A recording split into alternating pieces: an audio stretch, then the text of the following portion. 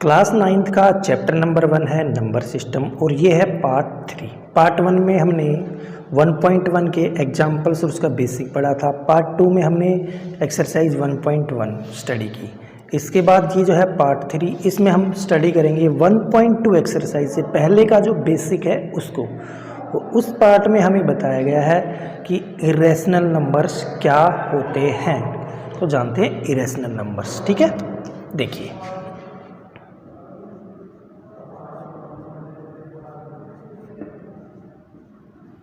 Irrational numbers, ठीक है। हमने पार्ट 1 में, आपको ध्यान होगा, रैशनल नंबर तक स्टडी कर लिया था, ठीक है। डिस्कस करेंगे इरेशनल नंबर को। देखो साथ चल के पी क्यू फॉर्म के तो होते हैं रैशनल नंबर, और p and q are integers. ये बात आपको पता है, Q not equal to 0। Irrational number ये बेटा पी क्यू फॉर्म में नहीं लिखे जाते। ये किस तरह के नंबर होते हैं बेटा? ये होते हैं √2, √3, √8, √11, पाई एटसेट्रा, ऐसे इनफाइनाइट इरेशनल नंबर्स होते हैं।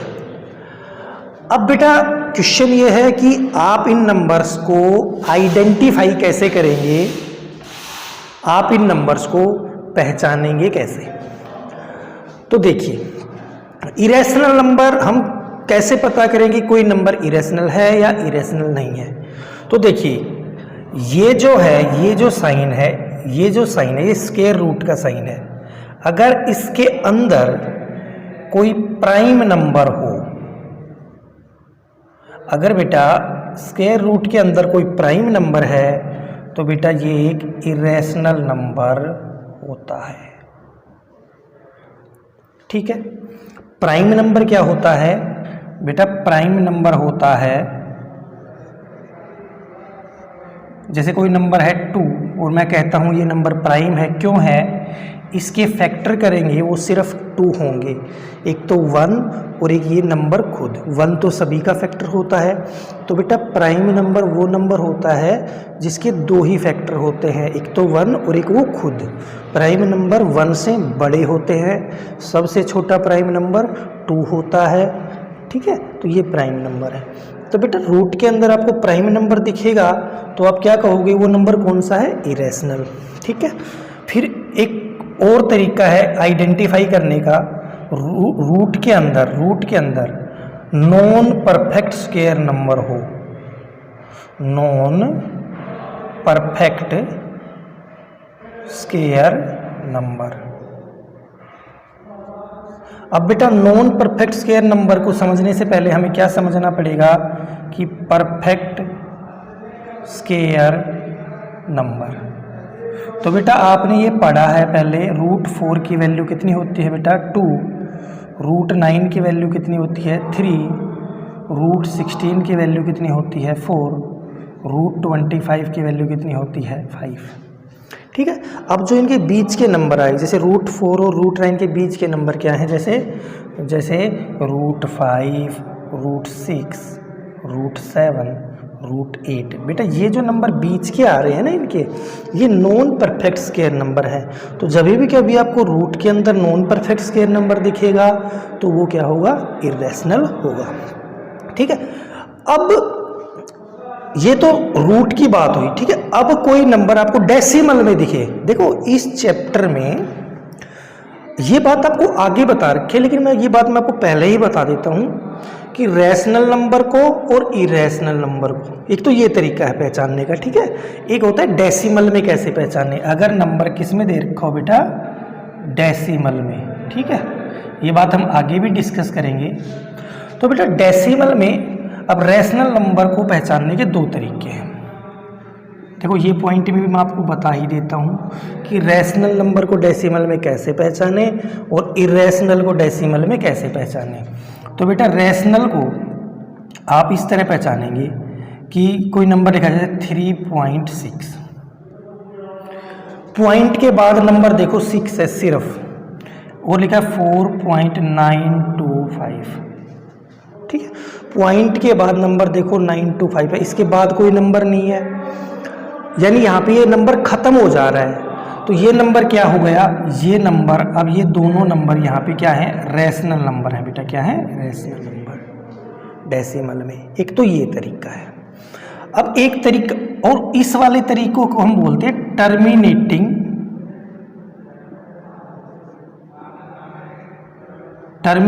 डेसिमल, ठीक है। रैशनल नंबर है ये। एक रैशनल नंबर में ही एक और आता है, कौन सा, ये होता है बेटा जैसे 9.1212 ...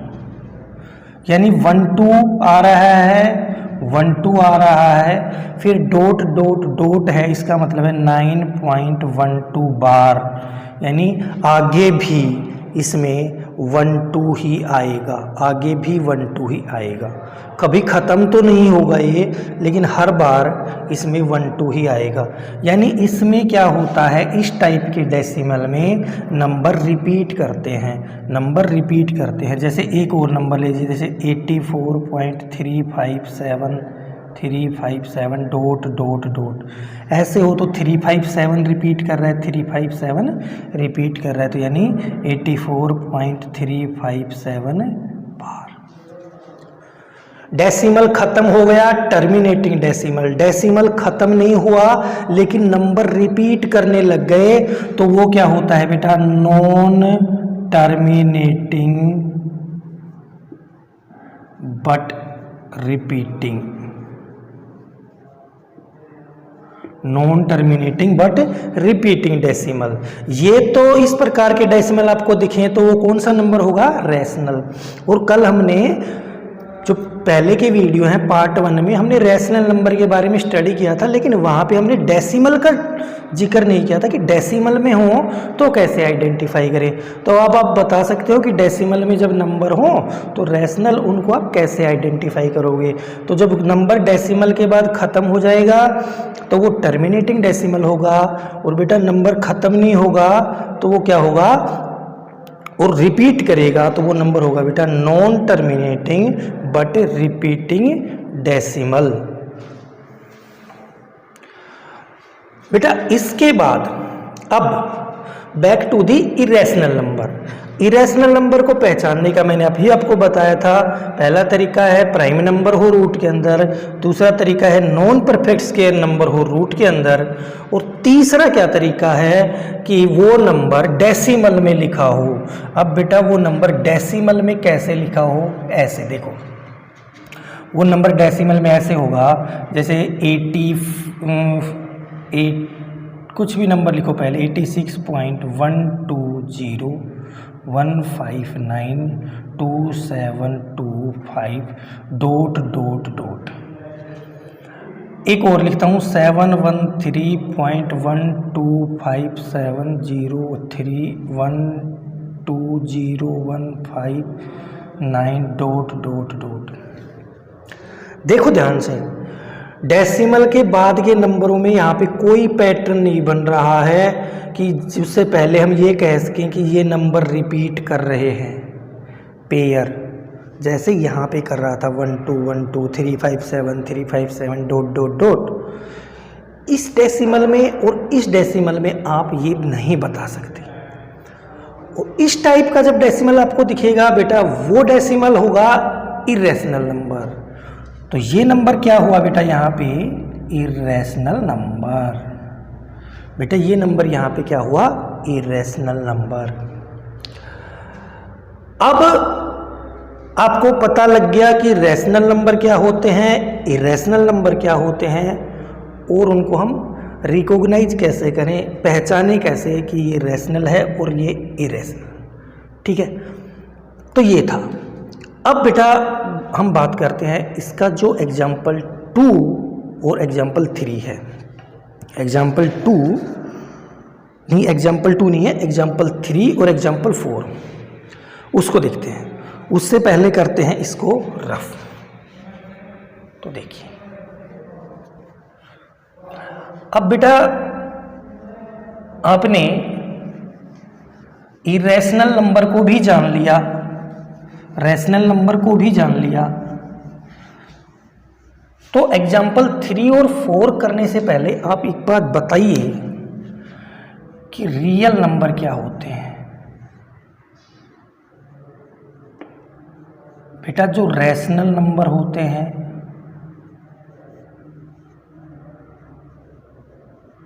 और जो इरेशनल नंबर होते हैं, इन सभी को जब हम मिला के बोलते हैं सारे एक साथ, तो क्या बनते हैं बेटा, ये रियल नंबर। ठीक है, रियल नंबर को R से डिनोट करते हैं, रैशनल नंबर को Q से डिनोट करते हैं, तो इरेशनल नंबर को कैसे, R माइनस Q से, या Q बार से, या इसको T से डिनोट करते हैं, या इसको S से। ठीक है, तो रियल नंबर क्या होता है, real number nothing but set of rational number और इरेशनल नंबर। रैशनल और इरेशनल नंबर को हम रियल नंबर्स बोलते हैं। तो बेटा अब ये जो नंबर्स होते हैं, ये सारे नंबर हमें कहाँ पे मिलते हैं, नंबर लाइन पे। ये सारे नंबर हमें नंबर लाइन पे मिलते हैं, और 8th क्लास में आपने इन नंबरों को नंबर लाइन पे कैसे ढूंढते हैं वो आपको पता है। देखिए, आपको स्टार्टिंग में जब बताया गया था कि नेचुरल नंबर n से डिनोट करते हैं, वो आप इस नंबर लाइन पे आसानी से आपको मिल जाते हैं। होल नंबर भी आपको इस नंबर लाइन पे आसानी से मिल जाएंगे। इंटीजर्स भी आप इजीली फाइंड कर लोगे। ठीक है, और बेटा rational number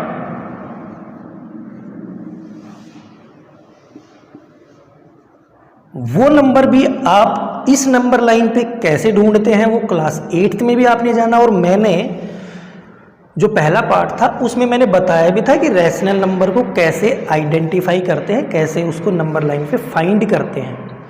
but the question is how to we find irrational numbers on number line. Irrational numbers को नंबर लाइन पे कैसे आइडेंटिफाई करें, अब हम उस चीज को जानेंगे, और यही बात एग्जाम्पल 3 और एग्जाम्पल 4 में हमें बताई गई है। देखते हैं कैसे। तो एग्जाम्पल 3 है कि आपको √2 को नंबर लाइन पे शो करना है। ठीक है, लोकेट √2 और नंबर लाइन। एग्जाम्पल 2 है, लोकेट √2 ऑन नंबर लाइन। ठीक है, सबसे पहले तो ड्रॉ कीजिए एक नंबर लाइन। ये बेटा क्या है, रियल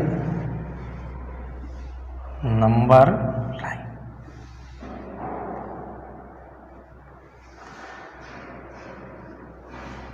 ठीक है, up to infinity, -1, -2, -3 up to infinity. अब हमें √2 को इस नंबर लाइन पे शो करना है। देखिए, आपको करना ये है कि ये 0 है, ये 1 है। आपको ये जो लेंथ है 0 से 1, इसको आपको 1 यूनिट मानना है। कितना यूनिट मानना है, 1 यूनिट। ठीक है, 0 से 1 को आपने क्या माना, 1 यूनिट, और ये जो 1 है इसके ऊपर 1 यूनिट का परपेंडिकुलर डाल दीजिए। एक जो ये यूनिट, जितनी लेंथ ये है उतनी ही लेंथ आप ये ड्रॉ कीजिए। वो ड्रॉ कैसे करोगे, वो लेंथ परपेंडिकुलर होनी चाहिए, यानी वो लाइन इस लाइन के साथ 90 डिग्री का यहाँ पे एंगल बनानी चाहिए। तो आप वो ड्रॉ करेंगे, और फिर O को और ये ओ ए, ये जो ओ ये लिया है इसको आप ओ ए बोल लीजिए, ये जो यहाँ पे है इसको बी बोल लीजिए, ए बी, और आप ए बी को मिला, ओ बी को मिला दीजिए। ये आपने 1 यूनिट लिया, इस पॉइंट से 1 यूनिट का इसके ऊपर परपेंडिकुलर डाला। अब यहाँ पे आपको एक राइट एंगल ट्राइंगल मिल रही है। बेटा कौन सी ट्राइंगल मिल रही है?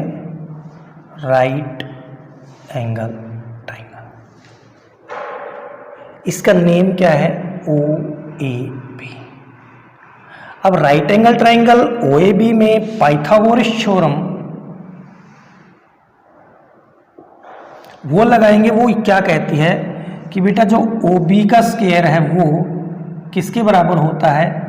ओ ए के स्क्वायर प्लस ए बी के स्क्वायर के बराबर होता है। पाइथागोरस थ्योरम में कहता है कि जो हाइपोटेन्यूज का स्क्वायर होता है वो बेस और परपेंडिकुलर के स्क्वायर के सम के बराबर होता है। तो यहां से देखेंगे ओ बी का स्क्वायर, ओ ए कितना है? 1, इसका स्क्वायर, और ए बी कितना है? वो 1 का स्क्वायर 1 और 1 का स्क्वायर 1, यानी ओ बी का स्क्वायर कितना हो गया? 2। और अब ओ बी का स्क्वायर हमें तो ओ बी चाहिए, ओ बी कितना है? तो बेटा स्क्वायर रूट लेंगे, स्क्वायर रूट, तो ओ बी पे स्क्वायर रूट करेंगे और 2 पे स्क्वायर रूट करेंगे। स्क्वायर से स्क्वायर रूट कैंसिल हो जाएगा, ओ बी आ जाएगा प्लस माइनस √2, और बेटा ओ बी कितना होगा? वो होगा √2, क्योंकि ओ बी माइनस का नहीं हो सकता, ओ बी प्लस होगा, क्योंकि ओ बी क्या है? लेंथ माइनस नहीं होती, लेंथ हमेशा प्लस होती है। ये प्लस माइनस क्यों आया? स्क्वायर रूट करते हैं तो हमें दूसरी साइड में प्लस माइनस लगाना पड़ता है, क्योंकि यहाँ पे ये 2 वैल्यूज आती हैं, एक प्लस की भी सही होती है, माइनस की भी सही होती है, इसीलिए प्लस माइनस लगाते हैं। ठीक है, तो ओ बी कितना आ गया? √2। अब ओ बी की लेंथ कितनी आ गई? √2। अब बेटा ये नंबर लाइन पे इसको दिखाना है तो आप क्या लेंगे? कंपास लेंगे, यहाँ पे ऐसे रखेंगे, वो ऐसे आर्क लगा देंगे, ये यहाँ पे टी पे काटेगा, कंपास से इसको आप मेजर करेंगे, ऐसे आर्क लगाएंगे, ये टी पे काटेगा, और बेटा ओ टी नंबर लाइन पे कितना हो जाएगा? √2, क्योंकि ओ बी कितना है? √2। तो आपने क्या किया? √2 को नंबर लाइन पे शो कर दिया। अब एग्जाम्पल बेटा 3 है, वो कह रहा है, एग्जाम्पल 2 नहीं है, ये एग्जाम्पल 3 है और ये है एग्जाम्पल 4। अब कह रहा है, इसमें कह रहा है लोकेट √3 ऑन नंबर लाइन। ठीक है, जैसे √2 आपने किया है वैसे आप √3 करोगे। सिर्फ आपको क्या पता होना चाहिए बेटा? नंबर लाइन पे आपको ये मालूम होना चाहिए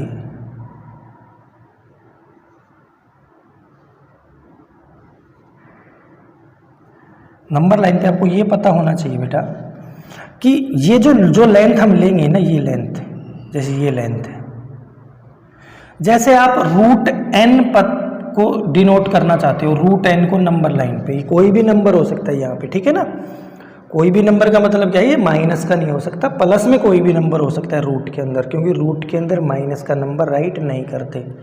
उसका भी रीज़न है, वो कभी और वीडियो में डिस्कस करेंगे, लेकिन √n को हम रूट के अंदर माइनस नहीं राइट कर सकते। तो जो और कोई नंबर होगा ना वो ठीक है। तो इसको आपको नंबर लाइन पे दिखाना है, ठीक है।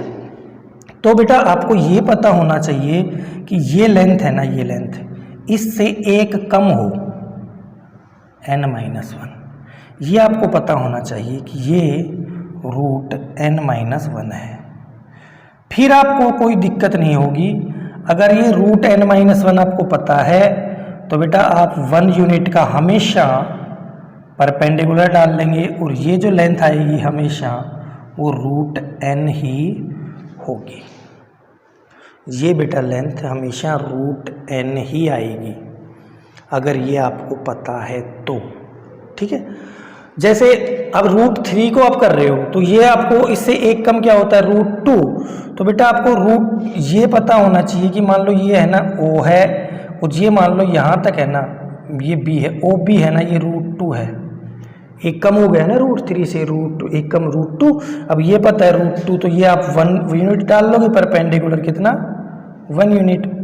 और बेटा परपेंडिकुलर ये यहाँ से पाइथागोरस थ्योरम लगाओगे इसमें, तो बेटा √2 का स्क्वायर प्लस 1 का स्क्वायर इज इक्वल टू कितना आएगा, ये यहाँ पे a मान लो, OA का स्क्वायर, √2 से 2 कैंसिल, 2 प्लस 1 OA का स्क्वायर, और बेटा 3 इज इक्वल टू OA का स्क्वायर, और स्क्वायर रूट लेंगे तो बेटा √3 इज इक्वल टू OA।